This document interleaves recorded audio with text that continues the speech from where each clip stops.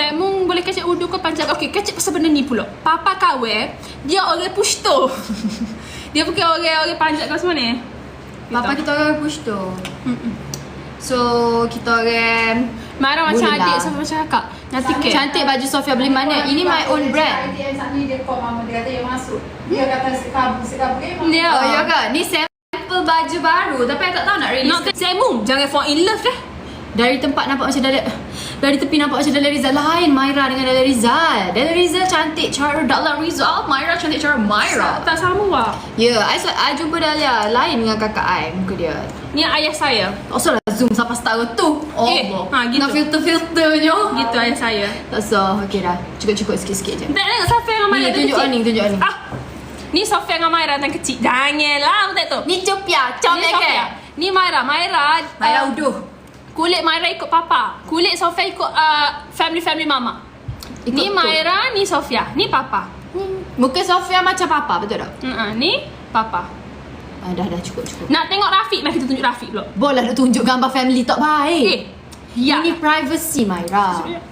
Ni adik saya lelaki. Ada ambil telefon mama. Pakai filter Rafiq mahu dia pertama. Gitu. Mama tak tengok lagi. Kau mama saat ni mama dua live tu. Mama mana? Mama, boy. Sudah adik kau komen dah lah. Mama I very very pretty, you know. Myra cantik. Siapa cakap ibu buruk Perasan pula dah. Mana mama? Mama saat ni buat live saya tak masuk kau. Saya tak masuk kau mau buat live saat ni. Esok pula mama live sini. Aurat mama. Mana aurat mama? Mama tak tunjuk gambar mama. Sikit kalau adik punya size lah. Tak masuk. Okey, jap. Kita tunjuk gambar mama. Aku yang di dalam. Ada nak gambar mama? Berarti mahu dah Rafiq. Rafiq mahu dah saya. Nampak mama dekat peti. Nampak kau? Nampak kau? Dok lah, tak nampak saya mu. Ngaruk saya. Okay, tapi sikit. Kau ni sikit. Nampak kau peti aku. Alamak. Kita tunjuk sikit. Dok, mama kau duduk dalam bilik. Tu orang lain. Tu lain. Saya mau tengok siapa saat ni. Siapa sudah lah saya mu. Dua kali Jumaat dah lah saya mu. Dua kali Jumaat dah lah saya mu. Mak kau dalam bilik. Mak kau dalam bilik. Tengok siapa. Tengok siapa. Sudah. Dua kali Jumaat dah lah saya mu. Sudah. Dua kali Jumaat dah lah. Kita tak tahu. Nak tengok mama kau. Mana mama kau? Mak tengok mama Dua sama. beradik ni thank you. Mu tak sipek gambar mama. Ada ni?